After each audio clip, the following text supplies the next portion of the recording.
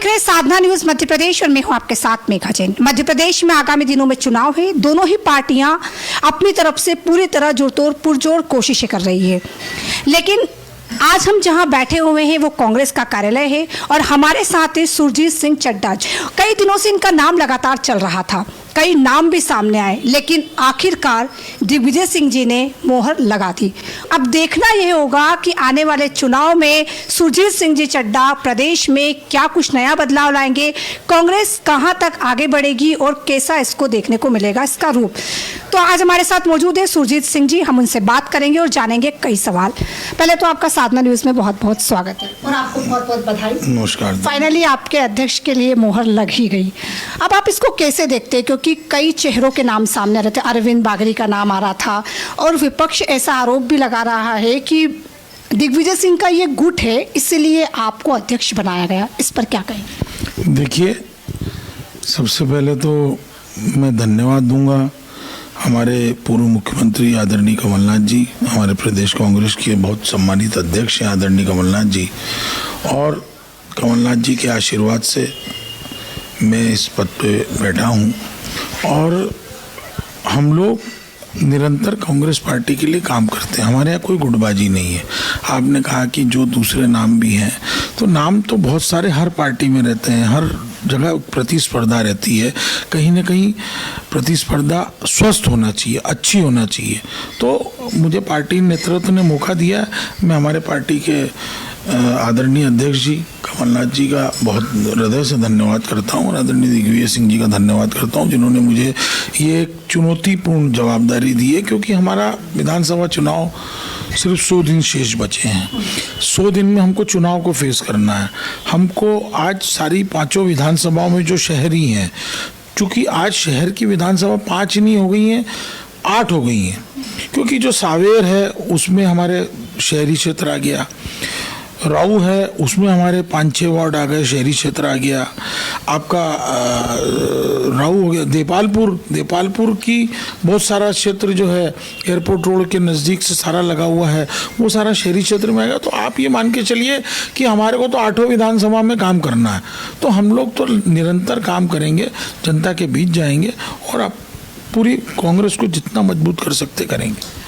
अभी अगर प्रदेश की कांग्रेस की स्थिति की बात करें तो कहीं ना कहीं डामाडोल नजर आ रही है और बीजेपी भी लगातार ये आरोप लगा रही है कि इस बार 200 के पार हमारी सीट आएगी। तो आपके लिए ये चुनाव कितना महत्वपूर्ण है और इस पर आप कैसे काम करेंगे ताकि जनता आपको मत दे और आप बहुमत के साथ आगे आए? देखिए, प्रदेश में हमारी स्थिति बहुत साफ है।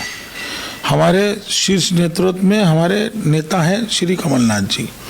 कमलनाथ जी हमारे मुख्यमंत्री के चेहरा हैं और हमारे यहाँ कोई मुख्यमंत्री के चेहरे वाला नाम नहीं है, सिर्फ एक नाम है, वो है श्री कमलनाथ।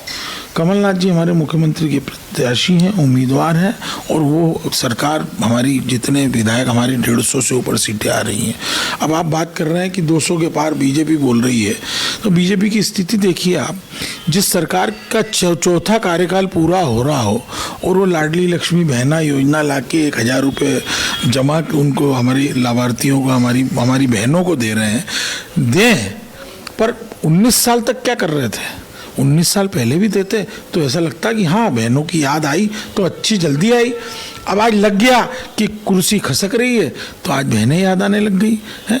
अब जब आप दूसरी किस्त डालने आए तो आपने क्यों करोड़ों रुपए की खराब करे और सुपर कॉरिडोर में इतना बड़ा प्रोग्राम करा, 2500 बसें आपने हायर की, बेचारे बच्चों का स्कूल बंद कराया, जितने सरकारी कर्मचारी हैं उनको वहाँ आपने बुलाया। हमारी महिला सफाई कर्मी जो हैं उन्होंने मुझे फ़ोन लगाए कि हमको कहा जाता था कि यूनिफॉर्म नहीं पहनोगे तो 100 रुपये चालान बनता था और आज हमको कह रहे हैं कि यूनिफॉर्म पहन के मत आना, वहाँ मुख्यमंत्री जी के 1000 रुपये मिलेंगे। नगर निगम की पीली गैंग जो है, पीली जीप है, वो अनाउंसमेंट कर रही है कि आपको बस लेने आएगी, आपको सुपर कॉरिडोर जाना है। आंकड़े बताते हैं कि 33 करोड़ रुपए आपने लाडली लक्ष्मी बहना योजना के लिए खर्च किए, चुनाव प्रचार प्रसार के लिए। 33 करोड़ रुपए किसको कहते हैं? आप ये 33 करोड़ रुपए हमारी बहनों को देते, गरीब निर्धन महिलाओं को देते, ऐसे परिवारों को देते जिनको ज़रूरत है, तो समझ में आता। आज आप उधार लेके और घी बेचने की बात कर रहे हैं, तो ये बहुत दिन तक चलने वाला नहीं है। घुटनों के बल बैठ के शिवराज जी हाथ फैला रहे हैं। अरे ये हाथ फैलाने से अच्छा आप इस प्रदेश में काम करते, इस प्रदेश का विकास करते, इस प्रदेश को आत्मनिर्भर बनाते। अगर वो लोग आत्मनिर्भर बनते तो आज उनको जरूरत नहीं पड़ती आप जो फ्री की रेवड़ी बांटने की बात कर रहे हैं। सुरजीत सिंह जी, लेकिन विधानसभा 4 से भी आपका नाम सामने आ रहा था लगातार, लेकिन चूंकि अब तो आप अध्यक्ष के रूप में सामने आ गए, तो अब विधानसभा 4 से कौन प्रत्याशी होगा, आप इसको कैसे देखते हैं? देखिए, ये बात सही है, मैंने पिछला चुनाव लड़ा और ये विधानसभा हमारी टफ है थोड़ी सी, पर ऐसी स्थिति नहीं है। मुझे बड़े नेताओं ने कहा था कि लड़ो तो 2 चुनाव लड़ने वाली स्थिति रखना, क्योंकि क्या होता है कि किसी विधानसभा की तासीर अगर बिगड़ी हुई है उसको सुधारने में वक्त लगता है। और निश्चित रूप से अब मुझे शहर कांग्रेस अध्यक्ष की जवाबदारी मिल गई है, तो मैं इस प्रतिस्पर्धा से इस रेस में नहीं हूँ।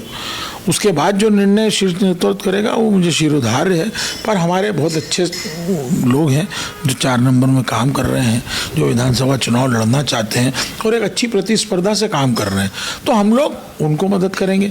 आज मैं 3 बार पार्षद रहा, मेरे पिता शहर कांग्रेस के अध्यक्ष रहे, पार्षद भी रहे, विधानसभा लड़े, मेरे चाचा 2 बार पार्षद रहे। कहीं ना कहीं ग्राउंड लेवल पे हम लोगों के पास एक ऐसी टीम है जो रोज काम नहीं करती है। देखिए, हर व्यक्ति नेतागिरी नहीं करता, हर व्यक्ति पॉलिटिक्स नहीं करता। कुछ ऐसे चेहरे होते हैं, कुछ ऐसे लोग होते हैं जो सिर्फ चुनाव के 1-2 महीने पहले आते हैं और हम लोगों का काम करते हैं। वो सैकड़ों में, हजारों में संख्या है। तो हम लोग, जो हमारा प्रत्याशी यहाँ पर रहेगा, हम उसको मदद करेंगे, उसको पूरा नेटवर्क देंगे, टीम वर्क देंगे और उसके साथ पूरी कोशिश करेंगे। और इस बार मुझे बयार ही उल्टी लग रही है। मुझे तो 2 नंबर और 4 नंबर भी इस बार भारतीय जनता पार्टी जो है इस बार हारती दिख रही है। अच्छा, विधानसभा चुनाव इतने नज़दीक है और चूंकि जिस तरीके से लाडली बहना योजनाओं का नाम लिया जा रहा है, लेकिन एक वर्ग जो मध्य प्रदेश में सबसे ज़्यादा है, जिसकी बात करें आदिवासी वर्ग, सीधी में हमने एक कांड देखा और उसमें मुख्यमंत्री जी ने उसके पैर धुलाए और जिस तरीके से ये राजनीति वापस से बदली हुई नज़र आई, उसको आप कैसे देखते हैं? क्या आपको भी एक नाटक नज़र आ रहा है? नाटक नहीं है, इस पे तो पिपली लाइव जो बनी थी ना, वो सीधी लाइव बनने वाली है। वो बहुत जल्दी बन जाएगी, मैं आपको बता रहा हूँ।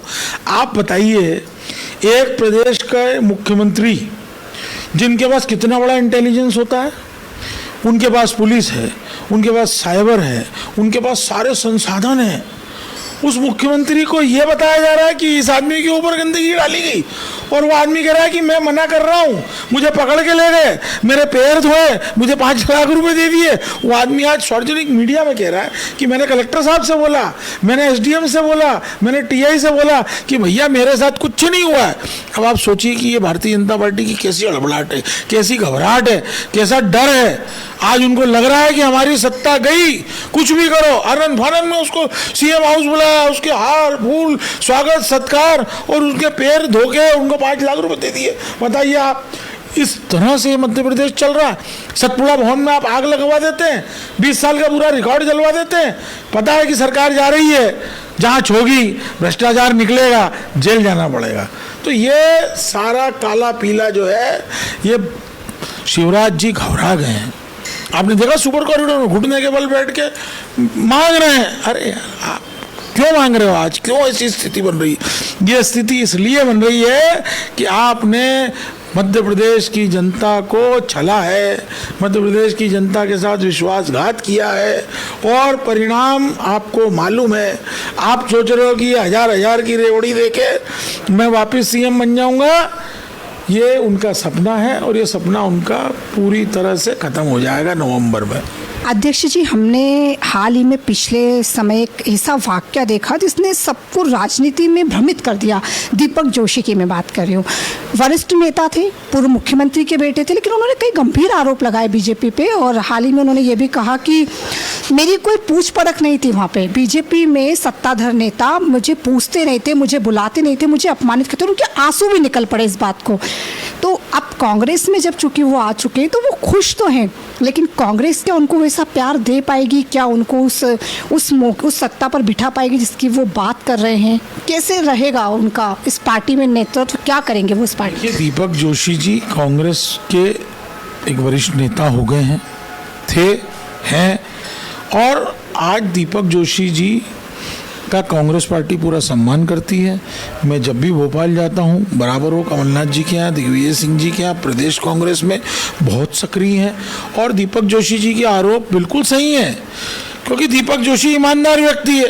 अब भ्रष्ट जो होंगे जिनकी, आप देखिए पिछले 20 सालों में वही 200 चेहरे हैं। आप पूरा मध्य प्रदेश में निकाल लीजिए, वही 200 चेहरे जो हैं वो भारतीय जनता पार्टी का पूरी तरह से दोहन कर रहे हैं, खा रहे हैं, भ्रष्टाचार कर रहे हैं। उनके पास पूरी बीजेपी को उन्होंने हैक कर रखा है, पूरा सिस्टम उनके पास है। वही 200 चेहरे आप 2003 से 2023 आ गया है, वो 200 चेहरे भारतीय जनता पार्टी का शोषण कर रहे हैं, भ्रष्टाचार कर रहे हैं। और ये 20-25 चेहरे अभी हमारे चले गए थे सिंधिया जी के साथ, तो ये कुल मिला के 200-225 चेहरे हैं, ये पूरा करप्टेड लोग हैं। अभी देखिए सब पे आरोप लग रहे हैं, जितने लोग हैं। दीपक जोशी जी ने आरोप लगाया, क्या गलत आरोप लगाया, बिल्कुल सही आरोप लगाया।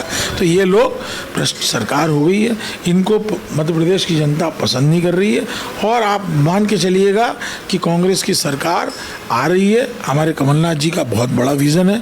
कमलनाथ जी की जो पूर्व सरकार में योजनाएं थी उसको जनता ने पसंद किया था। चूँकि इन्होंने रिश्वत दे के 35-35 करोड़ रुपए दे के विधायकों को खरीदा और उसके बाद उनको मंत्री बनाया।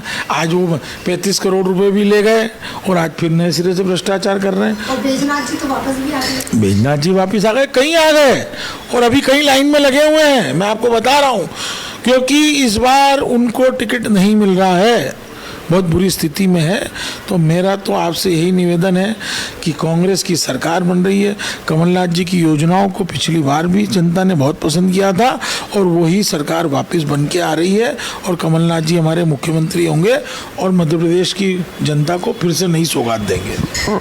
अध्यक्ष जी, जिस तरीके से लगातार युवा बेरोजगार है, महंगाई बढ़ रही है, हम परसों की ही बात करें तो भोपाल में कई लड़कियां, बच्चियां बाहर प्रदर्शन कर रही थी, बीमार हो गई, बेहोश हो गई और अंदर बीजेपी पार्टी संगठन का काम कर रही थी और वहाँ पर बैठकें चल रही थी और बाहर बच्चियाँ बेहोश हो रही थी। कई नेता वहाँ पहुँचे भी थे, पत्रकार भी वहाँ पहुँचे थे, लेकिन उसका उपाय नहीं हो पाया। युवा आज भी बेरोजगार है। तो क्या हम ये उम्मीद कर सकते हैं कि जब आपकी सरकार सत्ता में आएगी तो युवा बेरोजगार नहीं रहेगा, युवा को काम मिलेगा, सरकारी नौकरी मिलेगी और वो सशक्त और मजबूत बनेगा? देखिए, ये तो भारतीय जनता पार्टी का चरित्र है। उनको झूठ बोलो, बार बार बोलो, जोर से बोलो और अपनी बात को मनवा लो, ये भारतीय जनता पार्टी का चरित्र है। आज उनको जनता से कोई लेना देना नहीं है, बस उनको तो भ्रामक प्रचार करके कैसे भी सत्ता हासिल करना रहती है और वो करते हैं। पर अब वो चीज़ चलने वाली नहीं है। निश्चित रूप से कमलनाथ जी का बहुत बड़ा विज़न है। जहाँ तक आपने बेरोजगार यूथ की बात की है, तो यूथ बेरोजगार है, युवा परेशान है, भटक रहा है। उसके लिए हमारे आदरणीय कमलनाथ जी ने पिछली बार भी बड़ी योजना बनाई थी और इस बार भी बड़ी अच्छी योजना लेके आएंगे। महिलाओं के लिए बनाई थी, महिलाओं के विवाह की योजना बनाई थी, बहनों के विवाह की योजना बनाई थी, 21 से 51 हज़ार रुपये करके दिए उन्होंने। और किसानों का कर्जा माफ़ किया, हमारी 100 यूनिट तक की बिजली माफ़ की, 200 यूनिट तक की हाफ़ की। और सबसे बड़ी बात कि आज जो 1200 रुपये का गैस सिलेंडर है वो उसको 500 रुपये में देने की घोषणा कर चुके हैं। आज आप हालत देखिए कि 1000 रुपये में इतनी सब्जी आती है, 160 रुपये किलो का टमाटर खा रहे हैं। मध्यम वर्गीय परिवार कैसे घर चला रहा है, कैसी उसकी आजीविका चल रही है, कैसे वो लोग सरवाइव कर रहे हैं, मुझे तो समझ से परे है कि ऐसी सरकार को आदमी कितने दिन तक झेलेगा और कैसे झेलेगा। ये सरकार, आप मान के चलिएगा कि इनके दिन पूरे उल्टे गिनती चालू हो गई है, काउंटडाउन चालू हो गया है और भारतीय जनता पार्टी की सरकार बहुत जल्दी इस प्रदेश से चली जाएगी। प्रदेश में भारत जोड़ो यात्रा का भी इस चुनाव में असर देखने को मिलेगा, क्योंकि भारत जोड़ो यात्रा अपने आप में एक बहुत बड़ी यात्रा थी और लोगों ने उसको खूब सराहा। तो आपको लगता है कि इस बार प्रदेश में उसका असर देखने को मिलेगा? निश्चित रूप से भारत जोड़ो यात्रा से राहुल गांधी जी का जो संदेश है वो देश में बहुत सकारात्मक रूप से गया है। आप देखिए, मैं उदाहरण कर्नाटक का देता हूँ। आप कर्नाटक में देखिए कैसी बम्पर जीत मिली है, लोग सोच नहीं रहे थे। नरेंद्र मोदी जी वहाँ प्रचार कर करके, अमित शाह जी, राजनाथ सिंह जी, पूरी बीजेपी वहाँ पर प्रचार करने में लगी हुई थी। पर आप देखिए परिणाम उल्टे आए। भारतीय जनता पार्टी को मुँह की खाना पड़ी। और आप मान के चलिए कि मध्य प्रदेश, छत्तीसगढ़ और राजस्थान, इस तीनों प्रदेश में कांग्रेस की सरकार बनने जा रही है।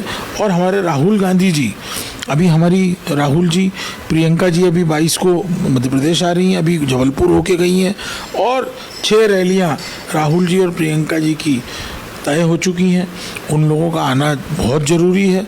राहुल जी ने जो अपनी एक सकारात्मक सोच और एक नफ़रत मिटा के और जो उन्होंने मोहब्बत की दुकान लगाई है, तो मोहब्बत की दुकान लोगों को पसंद आ गई है। लेकिन अध्यक्ष जी, आपके लिए एक बड़ी जिम्मेदारी है और हो सकता है एक चुनौती भी हो, क्योंकि जिस तरीके से कांग्रेस के पिछले कुछ सालों से लगातार हालात चल रहे हैं। हालांकि जनता ने तो आपको एक मत दिया था, लेकिन आपके ही विधायक बागी हो गए। जनता का मत तो कांग्रेस की तरफ था, आपकी सरकार बनी, पर विधायक बागी होने से सरकार पलट गई। लेकिन इस बार एक बड़ी चुनौती देख रहे हैं आप शहर में, खास करके इंदौर में। इंदौर राजनीति का गढ़ माना जाता है और ऐसे में अगर आपको एक बड़ी जिम्मेदारी मिली है तो आप कैसे काम करेंगे? क्या देखिए, निश्चित रूप से समय बहुत कम मिला है। मात्र 100 दिन बाद हमारा चुनाव है। चुनौती बड़ी है और शहरी क्षेत्र में हम लोगों को काम करने में इसलिए दिक्कत नहीं आएगी क्योंकि हम लोगों का संगठन भी काम कर रहा है। हमारे यहाँ पिछले 6 माह से हमारे प्रभारी नियुक्त हो गए, हमारे सह प्रभारी नियुक्त हो गए और हमारे सभी शीर्ष नेता हैं, उन्होंने भी अपना अपना स्थान चुन लिया। तो कहीं ना कहीं हमारे यहाँ सिस्टम बन गया है। अब सिस्टम बन गया है तो हमको काम करने में आसानी हो रही है, हमको बूथ लेवल तक जाने में आसानी हो रही है। बूथ का हमारा वर्कर तैयार हो गया है, हमारा मंडलम अध्यक्ष तैयार हो गया है, हमारा ब्लॉक अध्यक्ष तैयार है। तो हमको सिर्फ एग्जीक्यूट करना है और एग्जीक्यूट करके हमको जनता के बीच में जाना है। और कमलनाथ जी की जो योजनाएं हैं, नारी सम्मान योजना, उसके बाद 500 रुपये का गैस सिलेंडर, उसके बाद आपका 100 यूनिट माफ़, 200 का बिल हाफ, यूथ की बात हम करने जाएंगे। यूथ से पूछेंगे कि भाई आपकी सोच बताइए, आप कैसे जुड़ेंगे हमसे। और जो महंगाई है, वो महंगाई की मार जो है वो निश्चित रूप से इस प्रदेश की जनता को आज उसने परेशान कर रखा है। और निश्चित रूप से आप मानिए कि हम लोग जनता की अंतिम पंक्ति के व्यक्ति तक जाएंगे, कांग्रेस की योजनाओं को बताएंगे और कहीं ना कहीं सकारात्मक रूप से संगठन को मजबूत करके हम अपनी विधायकों को जिताने का पूरा प्रयत्न करेंगे। 16 तारीख को आपका इंदौर में शक्ति प्रदर्शन है, आपके नेतृत्व में हो रहा है। ऐसा माना जा रहा है कि दिग्विजय सिंह भी उसमें आएंगे। तो ये शक्ति प्रदर्शन क्यों? किसने कहा आपको? सबसे पहली बात तो मैंने 16 तारीख का दिन इसलिए चुना है कि संडे है। अब मैं आपको एक दूसरी बात बताता हूँ कि हम सिख समाज के लोग हैं, मैं सिख हूँ। सिख समाज ने पहली बार ऐसी पहल करी है, इंदौर सिख समाज ने हमारे, कि हमारी गुरु नानक जयंती और गुरु गोविंद सिंह जयंती का नगर भ्रमण रहता है। हम इतवार को इसलिए करते हैं कि ट्रैफिक नहीं होता, आम जन परेशान नहीं होता। और मैंने सिर्फ माँ अहिल्या के चरणों में वंदन करके, उनका अभिनंदन करके, उनको माला डाल के और हम गांधी भवन आ जाएंगे। कोई शक्ति प्रदर्शन नहीं है। और मैंने संडे का दिन इसलिए चुना है कि किसी आम जन को उसमें परेशानी नहीं हो, ट्रैफिक की परेशानी नहीं हो, कोई लोग इंदौर के बाहर से आने वाले परेशान ना हो। हमने संडे का दिन चुना। कोई शक्ति प्रदर्शन नहीं है। साधारण तौर पे हम माँ अहिल्या को नमन करेंगे, उनसे प्रार्थना करेंगे और वो प्रार्थना करके हम गांधी भवन आ जाएंगे। मेरे ख्याल में 5 मिनट का रास्ता है, कोई शक्ति प्रदर्शन नहीं है। हम तो आके यहाँ गांधी भवन में विधिवत चार्ज लेके और अपने काम की शुरुआत करेंगे। जी, बहुत बहुत धन्यवाद। तो आपने सुना कि शहर के अध्यक्ष सुरजीत सिंह चड्ढा हमारे साथ थे और वो कह रहे थे कि इस बार हमारे साथ कांग्रेस की सरकार बहुमत के साथ आ रही है, युवा हमारे साथ है, महंगाई और बेरोजगारी से जनता परेशान है। आप देखते रहिए साधना न्यूज़ मध्य प्रदेश।